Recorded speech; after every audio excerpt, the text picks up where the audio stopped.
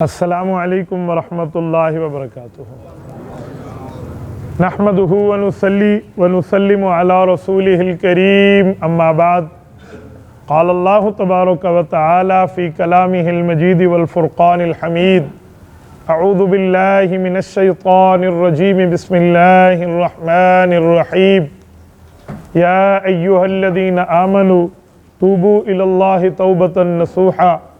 अन अब्दुल्लाह इब्न बुस्र रज़ियल्लाहु तआला अन्हु क़ाल क़ाल रसूलुल्लाह सल्लल्लाहु अलैहि वसल्लम तूबा लिमन वुजिद फ़ी सहीफ़तिही इस्तिग़फ़ारन कसीरा।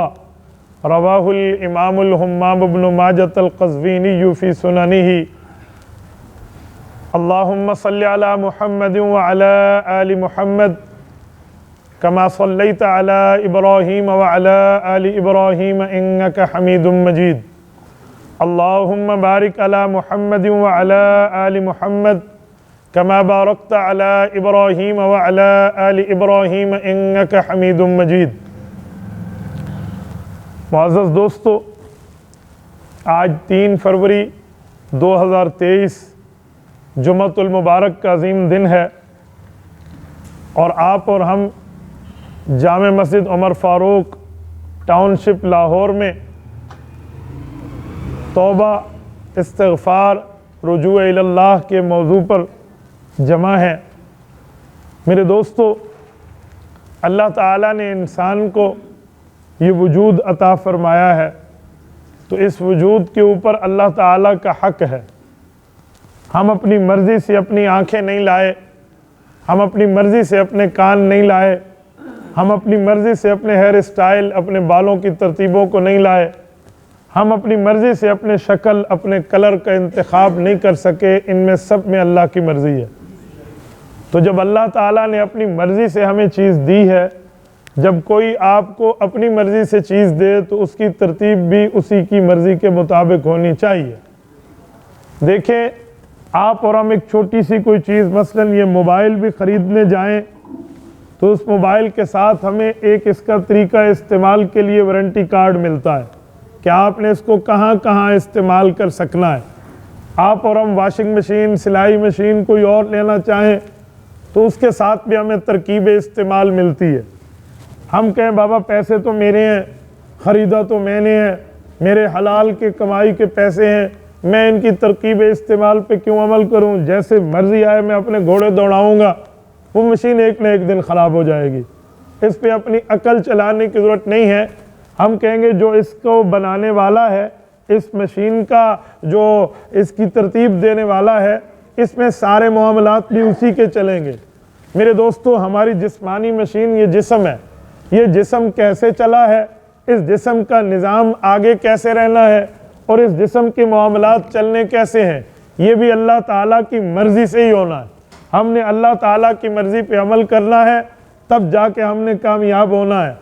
अगर हम अल्लाह ताला की मर्ज़ी के मुताबिक न चलें, नाकामी ही मुकद्दर बन जाती है। अल्लाह महफूज रखे। नंबर 1। नंबर 2, जब इंसान दुनिया में आया तो इंसान से गलती भी होनी है, इंसान से ठीक काम भी होने हैं। वो जो 100% सही है, या वो फरिश्तों का मामला है या वो अंबिया का मामला है। आप और हम न फरिश्ते हैं, न हम नबी हैं। हमारा अकीदा और नज़रिया है रसूलुल्लाह सल्लल्लाहु अलैहि वसल्लम इस धरती के आखिरी नबी हैं। हुज़ूर पाक के बाद नया नबी पैदा नहीं होगा। जब हमारा ये नज़रिया है, हम फरिश्ते भी नहीं हैं, नबी भी नहीं हैं। हमसे गलती होना मुमकिन है, गुनाह होना मुमकिन है, नाफरमानी होना मुमकिन है, इस तरह ख़ता होना मुमकिन है। जब हमसे ये चीज़ें मुमकिन हैं तो फिर गलती हो सकती है, तो उस गलती के इज़ाले की तरतीब भी समझ जाएं, उस ख़ता के माफ़ करने की तरतीबें भी हमें समझनी चाहिए। आप कहेंगे क्या मतलब? कुछ लोग ये समझते हैं कि मुझसे गुनाह हो गया, बस मैं अल्लाह का नाफरमान बंदा हूँ, अल्लाह मुझसे कभी राज़ी नहीं होगा। मेरे दोस्तों, ये तरतीब शैतानी है, रहमानी तरतीब ये नहीं है। गलती होती है, शैतान कराता है, तो तौबा भी तो उसका हल है। तौबा कर ले, अल्लाह ताला गलती माफ़ कर देंगे। मैं मिसाल देने के लिए आपकी खिदमत में बात कर रहा हूँ। आप और हम ये कपड़े पहनते हैं, कपड़ों में दाग लगना ये यकीनी है। जब हम बाहर घूमेंगे, बाहर की तरतीब, वहाँ की गर्दो गुबार, वहाँ की मिट्टी, वहाँ के असरात, बाहर के माहौल से हमारे कपड़े मुतासिर होंगे, उस पे दाग लगेगा, धब्बा लगेगा, मैले होंगे, ये पक्की बात है। फिर उसका इलाज क्या है? हम उस कपड़े को काट के आग लगा के जला दें? जी नहीं, हमने उसके हल में वॉशिंग पाउडर रखे हुए हैं, वॉशिंग सर्फ रखा हुआ है, वॉशिंग साबुन रखे हुए हैं, वॉशिंग मशीनें रखी हुई हैं, उसकी सफाई धुलाई के लिए हमने पूरी तरतीब लगा रखी है। तो भाइयों, ऐसे ही दिल है, ऐसे ही नजर है, ऐसे ही कान है, ऐसे ही जबान है, ऐसे ही आज़ा है, ऐसे ही सोच है। इससे अल्लाह ताला की नाफरमानी होना मुमकिन है। हम बचेंगे, जैसे कपड़ों पे दाग से खुद को बचाते हैं लेकिन लग जाता है, हम गुनाहों से बचेंगे, खताओं से बचेंगे, नाफरमानी से बचेंगे, अपनी सलाहियत को इस पे लगाएंगे। लेकिन अगर गुनाह हो गया तो फिर उसमें ये नहीं कहेंगे बाबा अल्लाह मुझसे नाराज था, मैं काफिर, मैं बेईमान, मैं फासिक, मैं फाजिर, बस अब मेरी नाफरमानी हो गई, अब किस मुंह से अल्लाह के सामने जाऊंगा, किस मुंह से माफी मांगू। रब नहीं कहेगा तेरा दिमाग नहीं था, तेरी सोच नहीं थी, तेरी अकल नहीं थी, फहमो फिरासत नहीं थी और तूने गुनाह क्यों किया। ना बाबा, जिस अल्लाह ने हमें फहम दी है, फिरासत दी है, समझ दी है, उस अल्लाह ने हमें बताया है गलती हो जाए तो मुझसे माफी मांग लो। बाज़ औक़ात इंसान के दिल में शैतान रूहानी पट्टी बना के शैतानी पट्टी डालता है। आप कहेंगे क्या मतलब? शैतान के पास 70,000 नूरानी दाव पेज हैं, वो उन्हीं तरतीब पे चलाता है। पहले तो शैतान गलती कलवा लेता है, जब गलती हो जाती है उसके बाद तौबा में देर कराना ये शैतान का काम है। गलती में, तौबा में, उसके बाद खुद को इतना बुरा समझना कि बाबा अब छोड़ दे, बाद में, अब तो गलती हो गई, फौरन माफी मांगू, किस मुंह से मांगूंगा, ये शैतानी तरतीब है। अच्छा, फिर एक और तरतीब है शैतानी, वो तौबा में बंदे को यूं लेट करता है कि यार तू माफी मांग रहा है, अभी तो तू जवान है, अभी तू बूढ़ा तो नहीं है, तेरे बाल सफेद तो नहीं है, तेरे ऊपर बुढ़ापा नहीं आया, बाद में माफी मांग लेना, बाद में अल्लाह को राजी कर लेना, बड़ी उम्र है, बड़ा वक्त पड़ा है, मोहलत है, बाद में माफी मांगेंगे, अल्लाह राजी हो जाएगा। शैतान की एक तरतीब और भी है, वो तरतीब ये है, शैतान हमें ये बात कहता है, अच्छा माफी तो तूने मांग ली, तौबा तो तूने कर ली, लेकिन तूने तो फिर भी गुनाह करने होंगे, फिर भी तुझसे गलती होगी, फिर भी तू झूठ बोल बैठेगा, बदनजरी फिर भी होगी, गुनाह फिर भी होगा, खताएं फिर भी होंगी, फिर किस मुंह से माफी मांगेगा। चलो 2, 4, 5, 10, 15 गलतियां इकट्ठी हो जाएं, फिर आहिस्ता आहिस्ता माफी मांग लूंगा। लाहौर के गयूरो, ये तीनों शैतानी तरतीबें हैं। याद रखें, जब गलती हो गई अब किस मुंह से माफी मांगेगा? बाबा उसी मुंह से मांगूंगा जिस मुंह से गुनाह किया है। नहीं समझे? मैं समझाने के लिए एक मिसाल आपकी खिदमत में रखता हूं। अगर मेरा थंब गलत लगा और इससे कोई 2 नंबरी हो गई तो वही थंब ठीक लगवा के अपने अकाउंट को सही भी तो कर सकता हूं। ये थोड़ी है अब कौन सा अंगूठा लगाएगा, बाबा वही लगाऊंगा। वो कहते हैं ना, काबे किस मुंह से जाओगे, शर्म तुमको मगर नहीं आती। हजरत मौलाना रशीद अहमद लुधियानवी रहमतुल्लाह फरमाते थे, काबे इसी मुंह से जाऊंगा, रो रो के उनको मनाऊंगा, क्योंकि मुझे मेरे रब ने ये तरतीब सिखाई है। ये कोई थोड़ी है मैं कोई दूसरा मुंह ले आऊं, चलो इस फेस को हटा दूं, दूसरा ये कोई मास्क है कि मैं तब्दील कर लूं, अजी एक मास्क खराब हो गया तो दूजा ले लो ना भाई, मैं इसी से ही जाऊंगा। इसी मुंह ने गुनाह किया, इसी चेहरे ने खता की, इसी जबान से गलती हुई, इसी जिस्म ने अल्लाह की नाफरमानी किया, तो माफी भी यही मांगेगा। शैतान की दूसरी तरतीब, बड़ी उम्र पड़ी हुई है, बाद में माफी मांग लेना, बाद में तौबा कर लेना।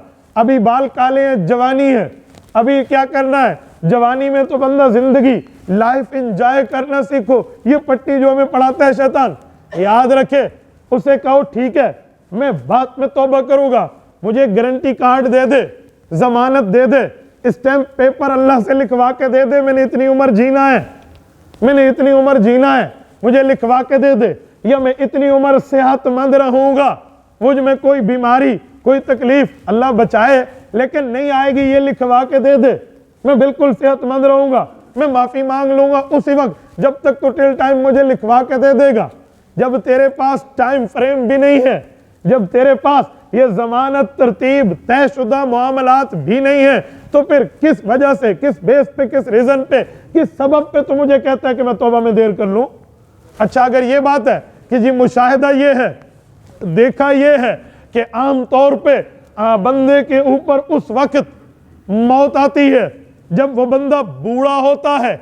मैंने कहा सुनिए जनाबे मन, बंदे में उस वक्त मौत गालिब आती है बंदे पे जब वो बूढ़ा होता है। तो क्या जवानों के जनाजे हमने नहीं देखे?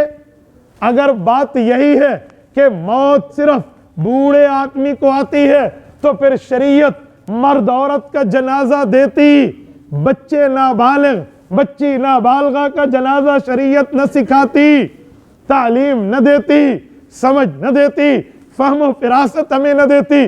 क्यों बाबा, तुमने गलती कर ली, उसके बाद बचपन में मौत आती है, तभी तो मौत में नाबालिग बच्चे का जनाजा है, तभी तो नाबालिग का रब्बुल इज्जत ने हमें, अल्लाह के नबी ने हमें जनाजा सिखा दिया है। नाबालिग का जनाजा सिखाना इस बात की दलील है कि अल्लाह ताला मौत के वक्त को हमारे सामने मुकर्रर करके छुपा देते हैं। इस पे यूं नहीं होना चाहिए अगर जी मैं बाद में तौबा करूंगा। अगर ऐसा होगा तो फिर तो नाबालिग का जनाजा नहीं होना चाहिए था। नाबालिग का जनाजा इस बात की दलील है, इस बात का इंडिकेटर हमें इशारा दे रहा है कि बाबा नाबालगी में भी मौत आ सकती है, छोटी उम्र में भी आ सकती है, बुलूगत में भी आ सकती है, जवानी में भी आ सकती है। जरूरी नहीं है आप बुढ़ापे और अपनी मौत और अपनी जो है ना क्या कहते हैं बीमारी का इंतजार करें। हाँ हाँ, दुनिया में आने की तरतीब अल्लाह ने रखी है। वो क्या है? दुनिया में आने की तरतीब है, पहले दादा आएगा, फिर उसका बेटा आएगा, फिर उसका पोता आएगा। ये तरतीब आने की है। जाने की तरतीब अल्लाह के यहाँ, हमारी तरतीब तय नहीं है। पहले पोता जा रहा होता है, दादा जान अभी घर में जिंदा सलामत है, वालिद मोहतरम बैठे हैं, औलाद दुनिया से जा रही होती है। बाबा आने की तरतीब है, जाने की तरतीब नहीं है। जाते हुए लफ़्ज़ व नशर गैर मुरत्तब है, वहां पर ये नहीं है ये ऐसे ही ऐसे। याद रखें, हम अपनी जिंदगी की सांसें गिन के ले आए, काउंट हो चुकी हैं कितनी सांसें, कितने बार दिल धड़कना है वो फिगर काउंट हो चुका है, कितनी बार नब्ज चलनी है ये तय हो चुका है, आंख ने पड़कना है मामला तय है। ये उतने चल रहा है, उसी रिदम में, उसी दायरे में, उसी बाउंड्री में ये वो चल रहे हैं। देखा नहीं है? कहते मौत के वक्त आंखें फटी रह गई, वल्तफ़त साक़ बिस्साक़, एड़ियों पे एड़ियां रगड़ रहा है। आपको पता है एड़ियां रगड़ना और आंखें फटी होने की क्या निशानी है?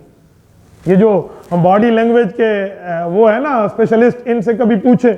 चलो इस्लामी मामला तो अपनी जगह है ना, मैं दुनियावी तालीम की एक बात कर लेता हूँ कि आंखें फटी रहने का मतलब, ये जो बॉडी लैंग्वेज के एक्सपर्ट है ना वो बताते हैं कि आंखें फटी रहने का मतलब है नागहानी खबर मिली है, ऐसी खबर मिली है जिसको आप उम्मीद नहीं कर रहे थे कि यूं होगा।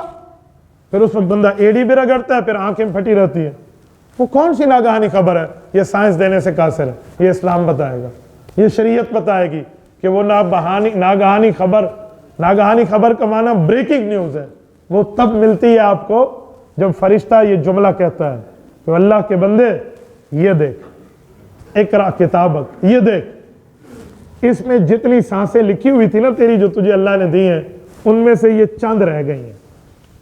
जितने पानी के कतरे तूने पीने थे ना, थोड़ा सा पानी रहता था, अगर कोई एक चम्मच आखिर में अंदर चली जाए तो, नहीं तो तेरे पानी के कतरे पूरे हो गए हैं। मैंने 7 समंदर तलाश किए हैं, तेरे नाम के पानी का कतरा मौजूद नहीं। मैंने तेरे खाने को चेक कर लिया है, रब्बे करीम ने मुझे तेरी ड्यूटी पे आयद किया था, लिहाजा तेरे लिए गंदम का एक दाना भी इस वक्त मुकद्दर नहीं है। तो अब मैं तो तेरी रूह निकालने लगा हूं। आंखें फट जाती हैं, फिर बंदा एड़ी पे एड़ी रगड़ता है। तो बाबा जाने की तरतीब तो नहीं है, तरतीब तो आने की है। तो जब ये शैतान ने हमें पट्टी पढ़ाई कि तौबा न करो, अभी तो बड़ी उम्र पड़ी हुई है, तो ये पट्टी भी शैतानी है। तीसरी पट्टी क्या है?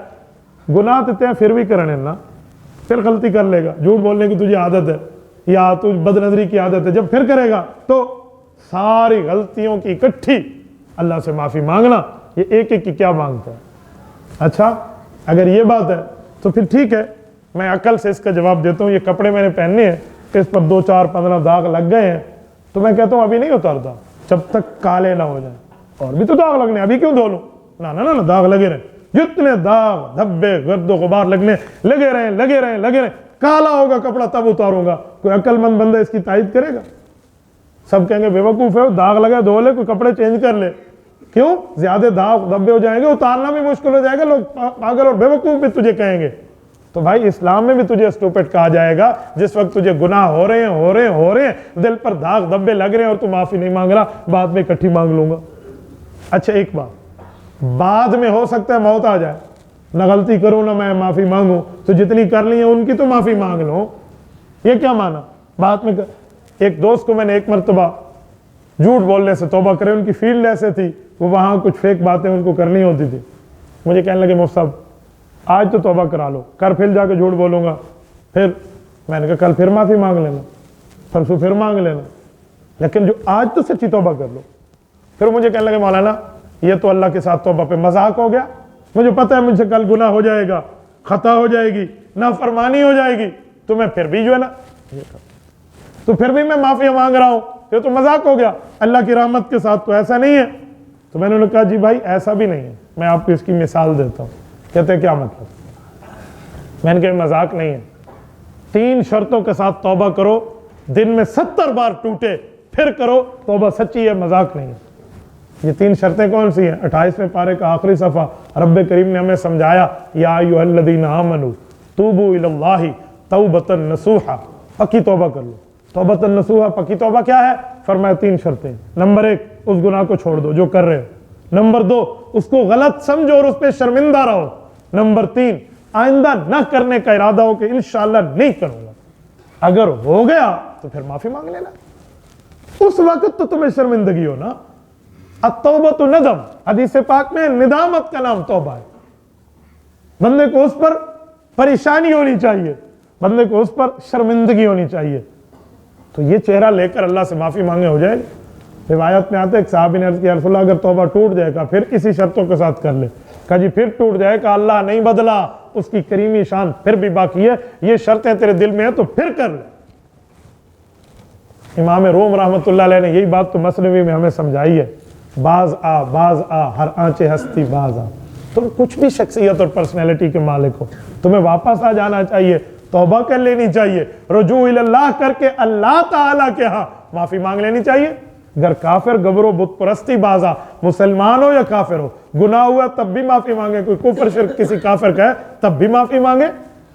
अच्छा फिर सवाल होगा कब तक माफी मांगू, कब तक तौबा? फरमाया ई दरगहे मा दरगहे ना उम्मीदी नेस्त। और दुनिया में लोग होते हैं कहते हैं दूसरी बार गलती कर रहे हैं, तीसरा तुझे चांस नहीं दूंगा, लेकिन यहां जब तक सांस है तब तक चांस है।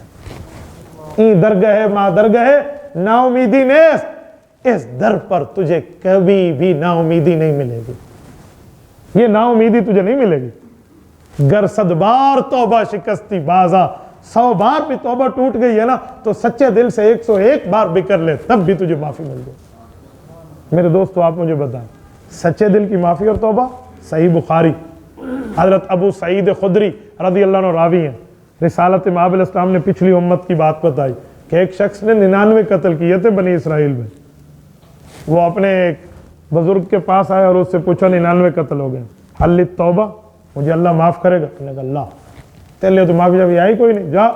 हालांकि माफ़ी और तलाफ़ी कत्ल की हो सकती है, माफ़ी भी होती है तलाफ़ी भी होती है, तलाफ़ी की पूरी तरतीबें। उसने कहा जी कोई नहीं, तो उसने कहा 99 हो गए ने 100 ही पूरा कर लिया, उनने उसको भी कत्ल कर दिया। उसके बाद फिर उसे ख्याल आया कि माफ़ी तो मांगो। ये मैं कोई जंग अखबार का सफ़ा नहीं पढ़ रहा, मैं सही बुखारी सुना रहा हूँ, तवज्जो रख रहा हूँ। हज़रत अबू सईद खुदरी कहते हैं अल्लाह के रसूल सल्लल्लाहु अलैहि वसल्लम फरमाया, उसने कहा जी माफ़ी मांगो। तो एक बंदे से पूछा यार ये बताओ माफ़ी वाले लोग, तौबा वाले अच्छे लोग? उन्होंने कहा ये बस्ती बड़ी जालिमों की है, वो बस्ती नेक लोगों के वहाँ जा और रोते हुए जा अल्लाह के दरबार में, हो सकता है तेरी गलती की माफ़ी की तरतीब बन जाए।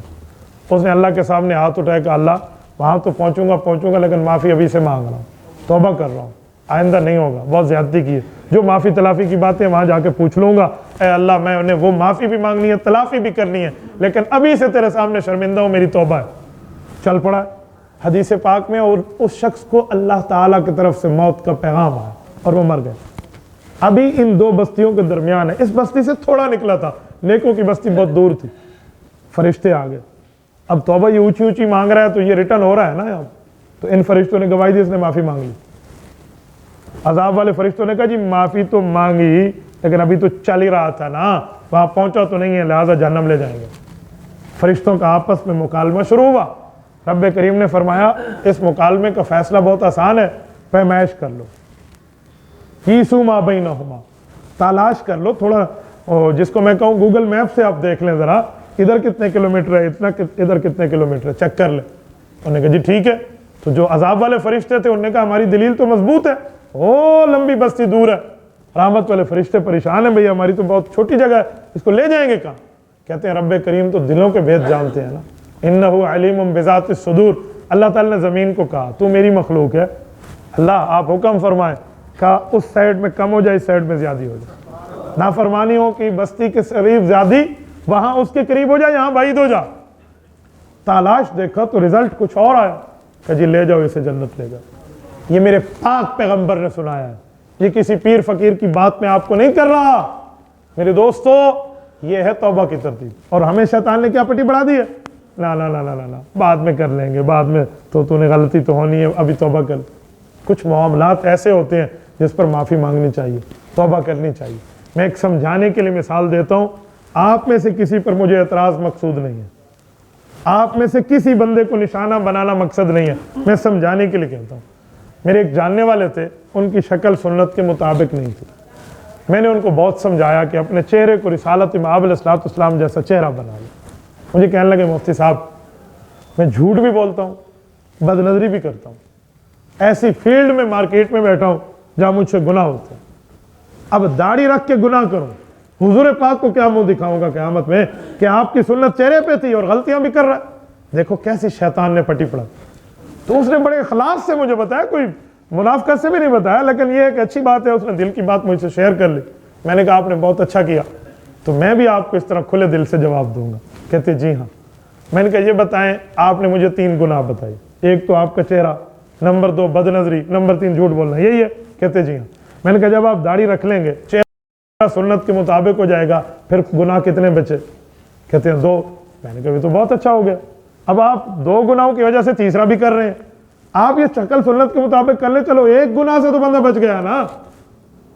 कहते फिर दाढ़ी के साथ जो गुनाह करूंगा तो क्या जरूरत है, दाढ़ी के साथ बंदे गुनाह नहीं कर। मैंने कहा बिल्कुल ठीक है, दाढ़ी के साथ गुनाह नहीं करना चाहिए, लेकिन हो गया तो तौबा करें। नहीं नहीं ये हुजूर की सुन्नत से गद्दारी है। मैंने कहा अच्छा, अगर तुम्हें शैतान यूं कहे कि कलमा पड़ा हुआ है, ईमान के साथ गुनाह कर रहा है, कल तो ईमान छोड़ देगा, उफ, उसने यूं टेक लगाई सीट पे, नहीं नहीं ईमान तो मैं किसी सूरत नहीं छोड़ूंगा। मैंने कहा नहीं तेरे दिल में आए ईमान के साथ गुनाह, वाह वाह वाह वाह, अल्लाह को क्या मुंह दिखाएगा, छड़ दे ईमान नो।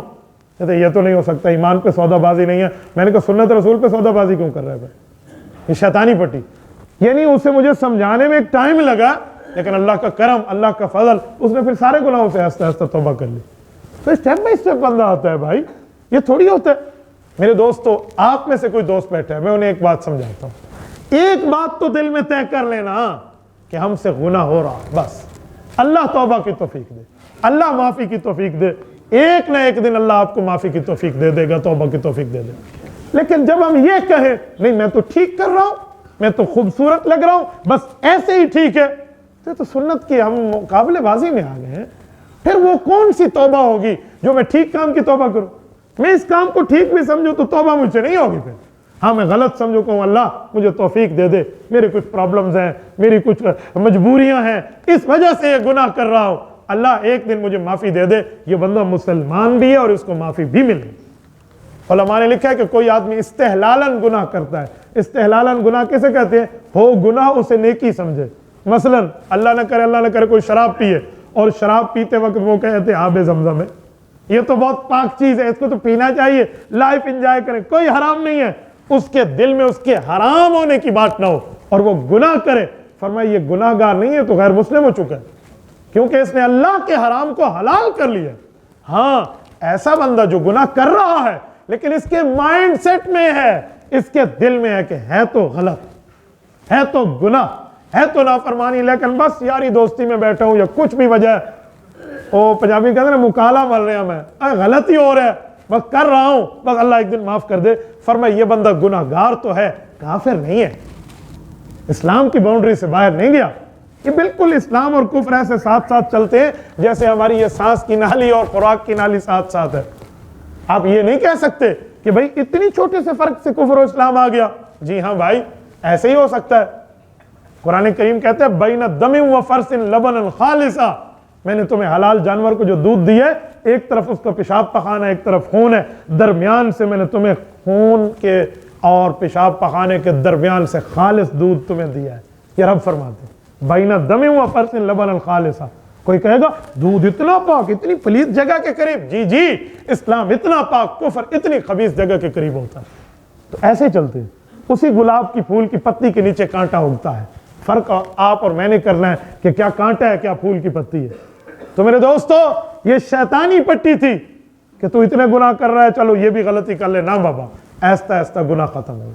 और मैं एक बात मजीद आपको समझाऊं। मसलन आपने इधर से, मैं मिसाल दे रहा हूं, इधर से आपने जाना है फैसलाबाद तक और आप जीटी रोड के जरिए जा रहे हैं, दिल कहता है दाएं बाएं देखूं, कोई गुनाह करूं, कोई बदनजरी की बात है, तो अगर आपने दिल को कहा ना फैसलाबाद तक तू आंखें झुका के जाएगा, तो उसे नहीं देखना। कभी भी आपका नफ्स आदी न हुआ वो ये बात नहीं मानेगा, कभी भी नहीं मानेगा। इसके लिए आदी करना पड़ता है। तो आदी कैसे करेंगे? उसे क्या है, मैं आपके साथ वायदा करता हूँ, इधर से लेकर शेखुपुरा तक तो आंखें नीची कर ले, अल्लाह का जिक्र कर ले, गाड़ी में बैठा हूँ, आगे इंशाअल्लाह ताला तेरी बात मानेंगे। इस बात पे उसने कंप्रोमाइज कर लेना, इस बात पे दिल मान जाएगा, ठीक है भाई थोड़ा आगे चले। जब शेखुपुरा क्रॉस हुआ तो कितना अच्छा वक्त गुजरा, अल्लाह रसूल करते हुए आयो, शाहकोट तक चला जा, थोड़ा आगे, वो आधा और भी मान लेगा। फिर ऐसा ऐसा जब आदत पड़ गई कि फैसलाबाद तक आंखें नीची रख के आप जा सकोगे। हमारे यहाँ ये है ना, पहले दिन हम स्ट्रिक्टली ऑर्डर दे देते हैं, अजी बस नो चांस, स्ट्रिक्टली ऑर्डर, डंडा उठाओ। यूं नफ्स नहीं मानता, हमारे नफ्स ने यारी लगाई हुई है शैतान के साथ बड़े अरसे से। इतना जल्दी रुजू इल्लाह नहीं करेगा, आहिस्ता आहिस्ता लेकर आएंगे। मेरे शागिर्द को, मेरे पास एक दोस्त बाद में शागिर्द बना, वो लेकर आए, मेरे एक दोस्त थे, कैसे पढ़ाएं अपने पास, उसे पढ़ाना शुरू कर दिया। मुझे कहते हैं सर मुझे गालियां देने की बहुत आदत है। मैंने कहा शुमार कर सकते हो? मैंने कहा वैसे कर लो, इमेजन, अंदाजा, कि बस आप ये समझे मैं 100 गाली देता हूँ दिन में। मैंने कहा बहुत अच्छा, मेरी बात माने, कल 99 देना, एक छोड़ दो। उन्होंने कहा मौलवी परमिशन दे रहे हैं 99 गालियां देना? जी हाँ। हजरत एक दिन आया, उससे खत्म हो, फिर 98, फिर 97, फिर 96, फिर अब ऐसा आते जाए ना तो नफ्स मान जाता है। फौरन हम तरतीब डालेंगे, नहीं तूने इशराक भी पढ़ने हैं, चाश भी पढ़ने हैं, अव्वाबीन भी पढ़ने हैं, ताजुद पढ़नी है, सलातुल तौबा पढ़नी है, सलातुल इस्तिगफार भी पढ़नी है, तूने तहियतुल मस्जिद पढ़नी है, तहियतुल वुजू पढ़नी है, कुछ भी नहीं पड़ेगा। फराइज और वाजिबात पे लाएं, सुनन और मुस्तहब्बात खुद ब खुद आ जाएंगे। हाँ हाँ, फिर ये और बात है, जिस वक्त मैं यहाँ की सफाई करूँगा ना, फिर आहिस्ता आहिस्ता सहन की सफाई, फिर आहिस्ता आहिस्ता वुजू खाना, फिर जाके मस्जिद के सामने भी सफाई करते हुए कभी झिझक और शर्म महसूस नहीं करूँगा। पहले दिन से उसे कहो ये सारा साफ करके दे, नहीं मानना। तो आहिस्ता आहिस्ता रुजू इल्लाह की तरतीब बनती है। और शैतानी दाव पेज अपने आप से हटाने और तोड़ने के लिए अल्लाह वालों से राब्ता बड़ा जरूरी है। याद रखें, वबा के दिनों में डॉक्टर से राब्ता ना हो, बंदा गया, और फितने वाले मामलात और शैतानी चक्करों में अल्लाह वालों से राब्ता ना हो, फिर भी बंदा गया।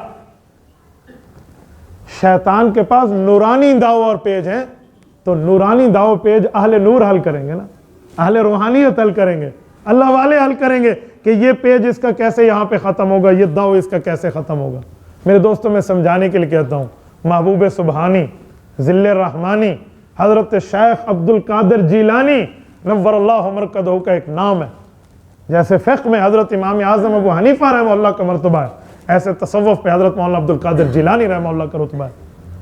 हज़रत अब्दुल कादिर जिलानी के लिए अपने जो उनके मलफूज़ात लिखे हैं, इतने बड़े अल्लाह वाले पे भी शैतान डोरे डाल रहा था, और ये शैतान के डोरे काट रहे हैं। ये उस बंदे पर रब का फजल था।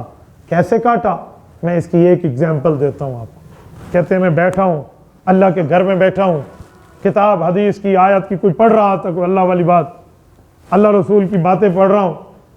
मुझे इधर से आवाज़ आई जैसे गैब से निदा आती है। और आवाज़ कैसे आई? किसी वालिद, किसी उस्ताद, किसी शेख, किसी पीर, किसी बड़े, किसी बुजुर्ग उसकी आवाज में नहीं, अल्लाह बन के आवाज है। मेरे बंदे अब्दुल कादिर, तेरी इबादत हमें कबूल हो गई। तूने सर के ऊपर निशान बना लिए सजदे कर करके, तेरी इबादत कबूल मकबूल, हम तुमसे राजी, तू भी हमसे राजी हो जा। आज के बाद हमें तेरी इबादत की कोई जरूरत नहीं, हम तुम्हें इस खुशनुदी में तेरी ऊपर इबादत माफ कर रहे हैं, चल तुझे क्लीन चिट मिल गई। हजरत शेख अब्दुल कादिर जिलानी ने किताब पढ़ते हुए बंद किया, फौरन गौर किया कि यार अगर अल्लाह है ये बंदा, जो बात हो रही है आवाज अल्लाह की है, तो अल्लाह हुजूर पाक की इबादत से राजी नहीं था, नऊजुबिल्लाह, वो तो राजी था।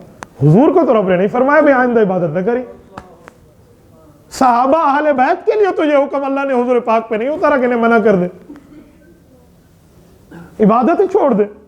हाँ, ये हुक्म तो आया कि महबूब मुस्तफ़ा लंबी नमाज पढ़ते हैं, आपको तकलीफ हो जाती है थोड़ा कम कर लें, ये हुक्म तो आया, इतनी लंबी रकाते ना हो, लेकिन इबादत बिल्कुल सिरे से ही खत्म कर दे, ये शैतान हो सकता है, रब नहीं।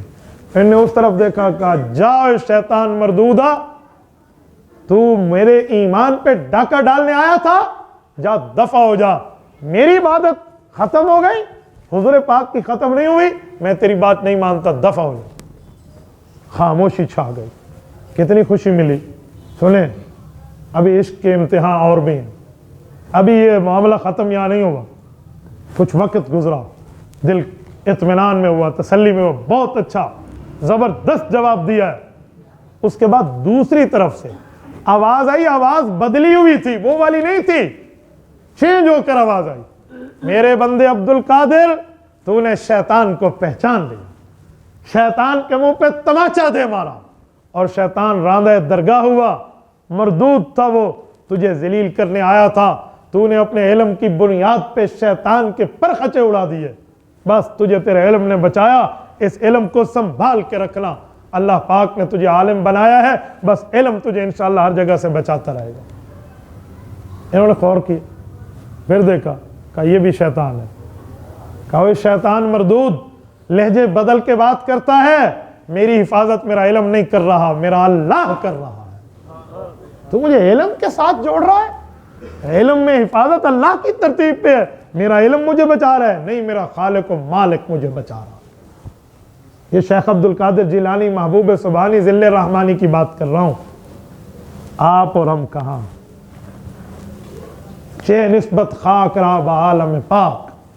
मेरे दोस्तों, इसीलिए हमें मुताल्लिक रहना चाहिए, पूछना चाहिए, समझना चाहिए, बताना चाहिए, सुनना सुनाना चाहिए अहलुल्लाह से, अल्लाह वाले से, अपने शेख से, बुजुर्ग से, ताकि ये बात बताकर उसके बाद मेरी इस्लाह हो जाए। आजकल लोग किसी अल्लाह वाले की बात करते हैं और उसके बाद उसको क़यामत में मिलने की उम्मीद रखते हैं, दरमियान में मिलना ही कोई नहीं है। क्यों? मैंने हाथ में हाथ दे लिया, बस मैं बख्शा जाऊंगा। बाबा, हाथ में हाथ देने पे बख्शिश मिलेगी, तरतीब ये है, रोजाना नहीं, महीने की बुनियाद पे तो कम अज कम अपने शेख को अपने अहवाल दे, अपने फैमिली के मामलात बता, अपने शब रोज बता, अपने दिन रात बता, अपनी बूदो बाश बता, अपने लिविंग स्टाइल बता, ताकि कोई कमी हो वो पूरा कर दे, ज्यादती हो तुझे माफी समझाए। अल्लाह वाले के हाथ में हाथ देने का मतलब ये होता है, वहाँ बंदा इस रिलेशनशिप को अपडेट भी तो करता रहे ना। यहाँ छोटी सी एप्लीकेशन अपलोड करते हैं, वहाँ छोटी सी एप्लीकेशन हम डाउनलोड करते हैं, कुछ अरसे बाद ये भी अपडेटिंग मांगती है। बाबा, इसको अपडेटिंग चाहिए। अपने अल्लाह वाले से जो ताल्लुक और रिलेशनशिप हमने कायम की है, यहाँ कोई हमें माफ़ी नहीं चाहिए, तो माफ़ी मिल जाती है भाइयों, रुजू इल्लल्लाह हो जाता है, अल्लाह ताला माफ़ फरमा देते हैं। रब्बे करीम इंसान पर करम और फजल के समंदर बहा देता है। बस शर्त यह है कि इंसान को चाहिए अल्लाह वाले से ताल्लुक़ रखें। अगर आप कारोबारी हैं, आप दुनिया जहान के किसी और मसरूफियत के हैं, आपके पास हर वक्त अल्लाह वाले के पास जाने का वक्त नहीं है, तो जुमा नमाज में तो बंदा पहले आकर बैठ सकता है, गुफ्तगू सुनने के लिए, समझने के लिए। ये मस्जिद पहले भी तो ऐसे भर सकती थी जैसे अब भरी हुई है, लेकिन हमारी अजीब सोच है, हम सिर्फ नमाज को समझे हुए हैं जुमा, बाकी जो खुतबा है, जो नमाज का है, जो खुतबे का तर्जुमा आवाम में समझाया जाता है, ऐसे मौलवी हमें ही लगा। बाबा, मौलवी ने पढ़ा भी है, समझा भी है, सुना भी है, समझा मामला तो उसको पता है, वो तुम्हें समझाने के लिए मिंबर और ये टेबल लगा के बैठा है। यूं ना करें, इसने अपनी इस्लाह तो करनी है, लेकिन सामने वाले को भी तो समझाना है। तो हमें चाहिए हम पहली सब में आकर बैठे, दीन के काम में आगे बढ़ के आए। मैं मिसाल देता रहता हूँ, हज़रत रसूलुल्लाह सल्लल्लाहु अलैहि वसल्लम जब मेअराज की रात आसमानों पे जा रहे थे तो नमाज बैतुल मुक़द्दस में अंबिया को पढ़ाई। अंबिया मुक्तदी थे, रसूलुल्लाह इमाम थे, तो अंबिया पहले आए थे, हुजूर बाद में आए हैं। पता चला इमाम बाद में आए तो आए, मुक्तदी को पहले आना चाहिए। हमारे यहाँ गंगा उल्टी बहती है, हमारे यहाँ तरतीब उलट है। बाद में भी जाएंगे, अजी मौलवी जब खुतबा शुरू करेगा तो एहसान लाइए, चल जाके जुमा पढ़ाइए। ना मेरे दोस्तों, अल्लाह वाले से ताल्लुक़ रखें, अल्लाह वाले से अपनी रिलेशनशिप कायम रखें, अल्लाह वालों के पास जाके बैठें। अपनी जान के इलाज के लिए क्वालिफाइड डॉक्टर ढूंढने वालों, अपने ईमान के लिए भी क्वालिफाइड अल्लाह वाला बंदा ढूंढे। इंशाअल्लाह फिर वो वक्त दूर नहीं है जब अल्लाह हमारा बन गया तो सब कुछ हमारा हो गया। तभी कहते हैं, ए अल्लाह एक तू नहीं मेरा तो कोई शय नहीं मेरी। ए अल्लाह एक तू नहीं मेरा तो कोई शय नहीं मेरी, जो तू मेरा तो सब मेरा, ज़मीन मेरी फलक मेरा। अक़ूलु क़ौली हाज़ा व अस्तग़फ़िरुल्लाह व आख़िरु दअवाना अनिल हम्दुलिल्लाहि रब्बिल आलमीन।